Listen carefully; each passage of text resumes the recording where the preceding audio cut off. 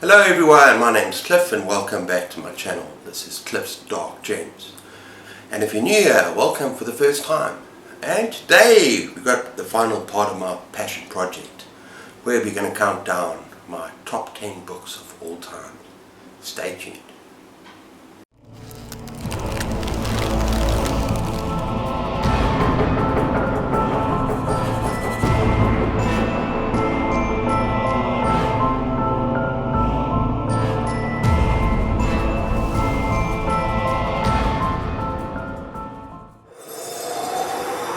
Okay, so before we begin, I'm real excited.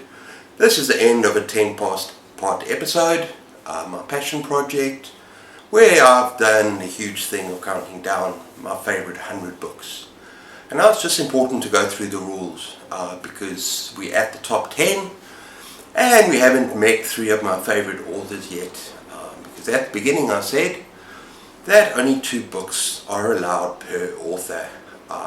So you're going to find out on this video that there are only going to be 10 books and 7 authors.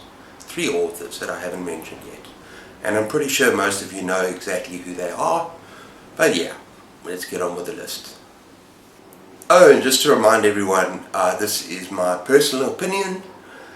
This is not a greatest novels list by any means. These are my choices. Books resonate with different people in different ways. So just bear that in mind. And also I think it's going to be very interesting to compare this with my top 10 novels of all time, which was the 3rd video that I ever did. And surprisingly, because of the lighting and the sound and everything else, that is my most popular video. With thousands and thousands of views and likes. There's plenty of likes, and it surprised me mainly because it is the 3rd video that I did, where I felt that I was a lot more wooden, the delivery wasn't as good, and the lighting and the sound and everything not as good either.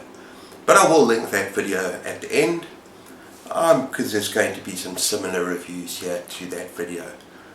But yeah, you can check them both out.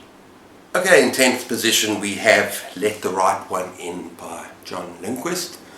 Now this is my opinion, this is the greatest vampire novel ever written, and it's absolutely phenomenal.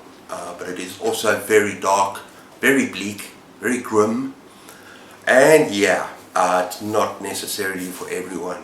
People, you need to check your trigger warnings with this. There are all sorts of trigger warnings for rape, pedophilia, graphic violence, yeah, the list just goes on, bullying. So I mean, it's a fantastic horror novel, but just be warned, it is very dark. And it tells the story of a 12-year-old boy, Oscar, who's horrendously bullied at school. And he befriends, and it's a very sweet friendship, this little girl who happens to be, and it's not really a spoiler, it's right at the beginning, you kind of learn these things, vampire trapped in a child's body, and they form this friendship.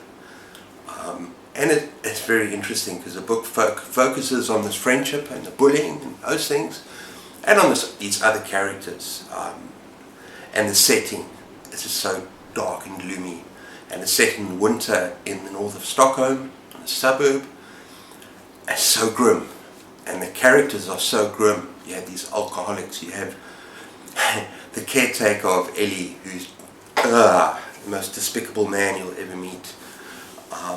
And yeah, so although it's a vampire tale, it's truly unique and very original, and there's so much more going on.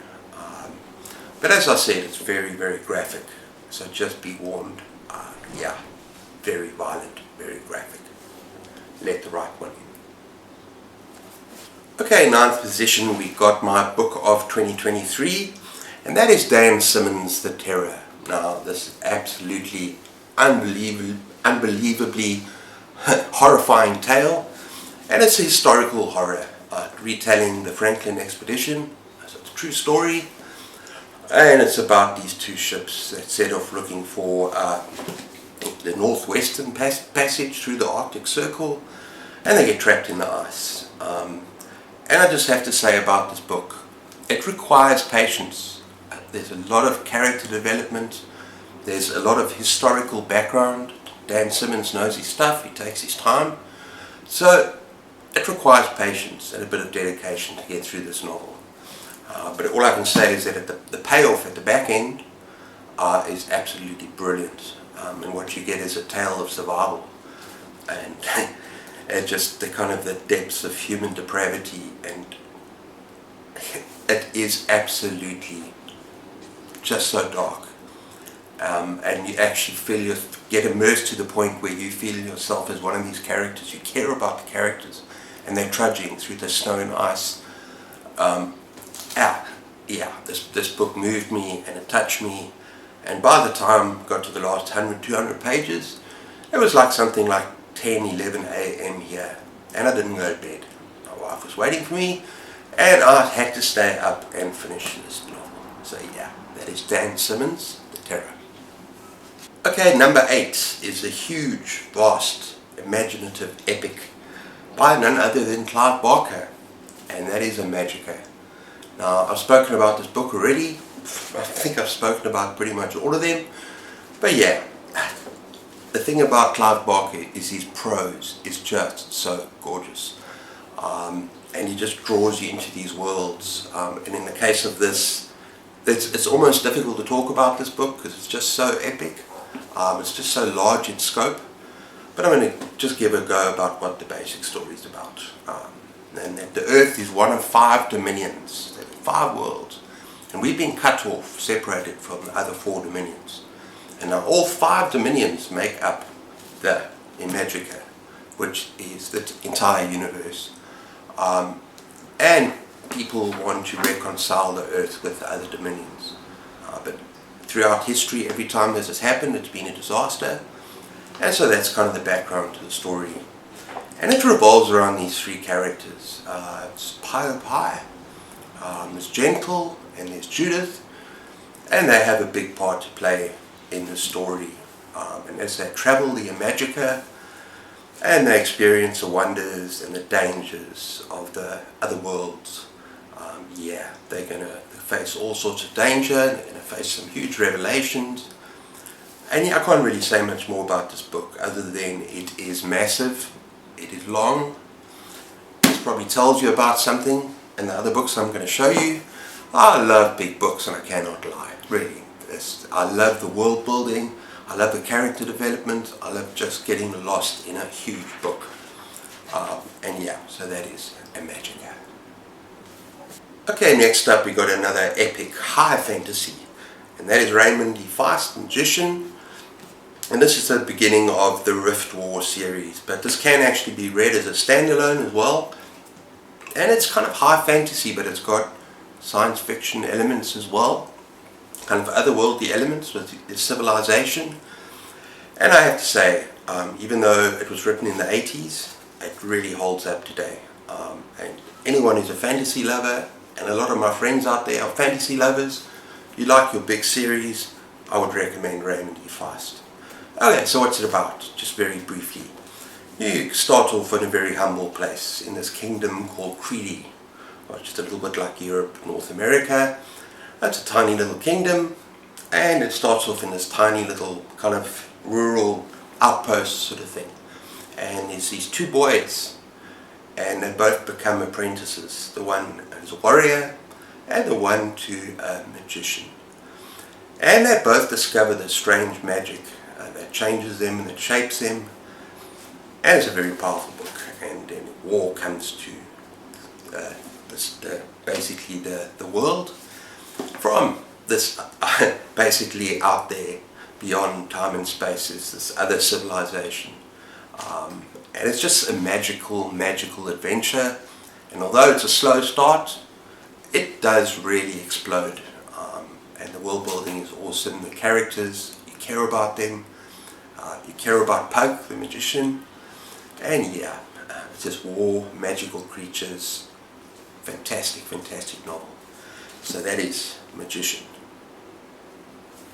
Okay, next up we got what I would consider absolutely perfect Halloween read. And that is Something Wicked This Way Comes by Ray Bradbury. Now this is just a gorgeous coming of age tale. Absolutely a true classic. And it's about 2 boys. And each boy is born other side of midnight, and they're best friends. run wild together. And one night this dark carnival comes into town, this wicked, evil carnival, and with promises to the people in the town of youth regained and dreams and promises. And these boys have to face fears and basically face up to this carnival. And it's just a wonderful, wonderful story. And it's also about the father, it's about family. And this father, he's fearful of growing older. He doesn't like the fact that he's growing older because he can't play with his son anymore. So there's all sorts of wonderful themes in here. But what sets this book apart, what sets Ray Bradbury apart, is his gorgeous prose. It is poetical, it's just lyrical, it just drips off the tongue. It's just such a gorgeous book to read. And yeah, if you haven't read it, I actually plan on rereading it, I think over this Halloween. If you haven't read it, highly, highly recommend it. And for the one book, it's not so long. Okay, in 5th position, getting to my top 5 now. And this book had a profound impact on me. And that is Boy's Life by Robert McCammon. I really need to get myself a decent copy of this. But it's such a beautiful book. And it's a murder mystery. Maybe there's small horror elements, sort of supernatural elements. It's a thriller. It's about a father and son on a surface level. It's about a father and son who basically witness this car plunging into this lake, and there's a dead body handcuffed to the car, to the steering wheel, and their lives change after that. But it's about so much more than that. At its absolute heart and soul, it is a coming of age. And it is the most beautiful coming of age book that I've ever read. And after it, never mind it, you need to read this book. There is no book that has instilled in me a sense so much of nostalgia, kind of a longing for my youth, kind of feeling a yearning of being young again, riding my bike, feeling free. This book just is absolutely beautiful.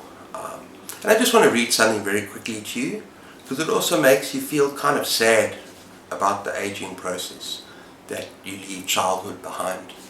And he puts it so well in this one paragraph. So let me read it to you quickly. See, this is my opinion. We all start out knowing magic.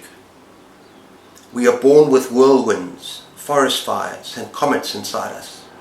We are born able to sing to birds and read the clouds and see our destiny in grains of sand. But then we get the magic educated right out of our souls. We get it churched out, spanked out, washed out, and combed out. We get put on the straight and narrow and told to be responsible, told to act our age. Grow up, for God's sake. And you know why we were told that? Because the people doing the telling were afraid of our wildness and youth. And because the magic we knew made them ashamed and sad of what they had allowed to wither in themselves. Just do yourself a favor, read this book, Boy's Life. In 4th position, we have The Wastelands, my favorite book in my favorite series of all time, The Dark Tower. Now, I'm not going to talk about this book for obvious reasons. I don't want to give anything away, but I do just briefly want to sell the idea of reading The Dark Tower to you. Really, it is just a massive, epic, vast in scope. It's just such an adventure. And it's hard. It's about this man, Roland, the gunslinger, and he sets out, and his goal, his obsession is to find the tower, which in a way represents to him some kind of redemption. But that's his sole purpose in life, is to find this tower. And he meets people along the way. I'm not going to talk about that, but this is really a journey, a quest, well worth going on. And I know that a lot of people, I've heard about, they get to book 1, they try and read book 1 and they find it boring, and then they put down the series because they think, no, I'm not carrying on with this. I know a lot of people love book 1, but those people that sort of get stuck, do yourselves a favor, pick it up again, read book 2, book 3. Things change dramatically, the story kind of explodes, and yeah, it gets a hell of a lot better from there on. And I'm going to do a ranking of the Dark Tower books at some stage this year, hopefully. But yeah, it's just a phenomenal adventure, full of horror, very dark moments. So it's kind of a genre mix of like dark fantasy, horror, sort of western, with a post-apocalyptic feel as well. And yeah, do yourself a favor, The Dark Tower. Number 3, another book that I've spoken about constantly, and also for constant readers, and that is Stephen King, The Stand. And it's the first book, one of the first books that I've ever bought. Layla's a bit restless, and you can see it's taped up. It's not in the best condition, but I've had it the longest, so I cherish this book. Now there's just an epic tale of good versus evil, post-apocalyptic tale with this virus, this bacteria, the bioengineered bacteria, that basically kills off most of the population of Earth. And it's almost like a heightened sense of the flu, and you get sick and you die. And the survivors, what happens is that they start having these dreams, and they go off, depending on what they dream, in search of, on the one hand, in Colorado, Mother Abigail, this delightful, 88, well, how old is she, baby? 88, 98, something. Your old lady, still bakes her own bread, and she obviously represents good. And the others dream of the Dark Man of Flag, who resides in Vegas, Nevada, and they head off in that direction. Now, as I said, it's just an epic tale. But what makes it, and I've said it before already, what makes this book is the characters. They are truly unforgettable. The stories of every single one of these characters, you care for them or you hate them. And there's a couple of in between, like with Harold Lauder. But yeah, you really feel for these characters and you really care about them. So this is just an awesome story. And don't worry about its length. If you're a constant reader, you're going to breeze through it. I did. And this is the uncut version, the long version. That's a stand. Okay, everyone in second position. Now I've done a full review, about 15 minutes, more or less, of this particular book. And that is Clive Barker's Weird World. About a magical world woven into a carpet for protection against outside forces. And this is just spectacular, imaginative. Once again, the prose is gorgeous, world building. And I just want to read you, just do something different here, because I'm going to actually attach my review at the end of the video so you can check it out. I just want to read you the opening, because I think this is one of the best openings to a book ever. Okay, so let's just do this. Homing. Nothing ever begins. There is no first moment, no single word or place from which this or any other story springs. The threads can always be traced back to some earlier tale, and to the tales that preceded that. Though as a narrator's voice recedes, the connections will seem to grow more tenuous, for each age will want the tale told as if it were of its own making. Thus the pagan will be sanctified, the tragic becomes laughable, great lovers will stoop to sentiment, and demons dwindle to clockwork toys. Nothing is fixed. In and out the shuttle goes, fact and fiction, mind and matter, woven into patterns that may have only this in common, that hidden amongst them is a filigree which will with time become a world. Yeah, it's just a magical book, gorgeous prose, and I highly recommend Weird World. Oh, and I just want to add on quickly to that. This is what Clive Barker says about fantasy and fantastical writing. Yes, fantastic fiction can be intricately woven into the texture of our daily lives, addressing important issues in fabulous form. But it also serves to release us for a time from the definitions that confine our daily selves, to unplug us from a world that wounds and disappoints us, allowing us to venture into places of magic and transformation. And I could probably add their healing as well, because when I was younger, when things weren't going well and I'd get lost in a fantasy book, it kind of heals you and it transforms you and it makes everyday life just a little bit easier, more worth living. Okay, this is going to come as no surprise to my regular viewers, but if you like a book about good versus evil, if you like a book that is post-apocalyptic, about the end of the world as we know it, then you need to read this book. Swan Song by Robert McCammon. It is just truly, words fail me, to be honest. It is better than The Stand. It is compared to The Stand, I think unfairly. Yes, both are about good and evil. Both are about the end of the world, but this is a nuclear war, whereas the other one is kind of a, what is it? At the beginning it talks about ending with a whimper, not a bang. It's just a cold that kills people. And the worlds are entirely different, and the story goes in an entirely different direction to The Stand. The world building is just magnificent, and the character work, like with The Stand, that's one thing about this book. It is full of characters that are absolutely unforgettable. The survivors, and ones representing good. And you got Swan, you got Josh, who's looking after the special girl, and you got Sister. They will stay in my heart forever. I remember them, I can see them in my head. That is just how good Robert McCammon is at developing characters.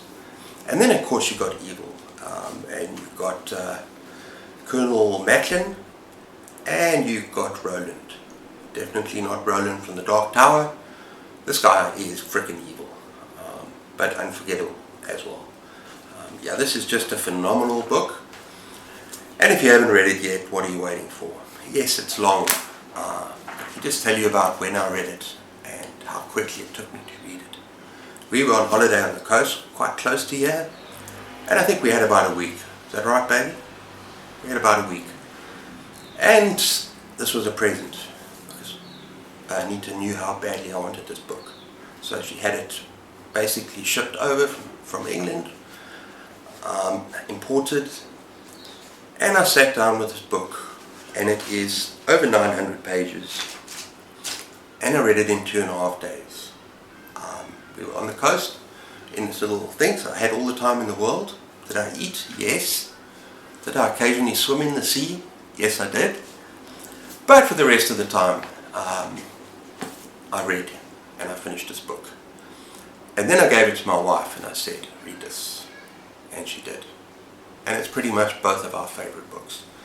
So do yourself a favour, Swan Song. Okay everyone, so that is the end of my top 10, my top 100 books of all time in 10 episodes. I really hope you enjoy that. For those of you that have been following from episode to episode, let me know what you think down in the dark spaces below. Which one of those books have you read? What is your top 10? Let me know. I'd love to have a conversation with you. But yeah, until next time, take care of yourselves, keep those pages turning, and cheers.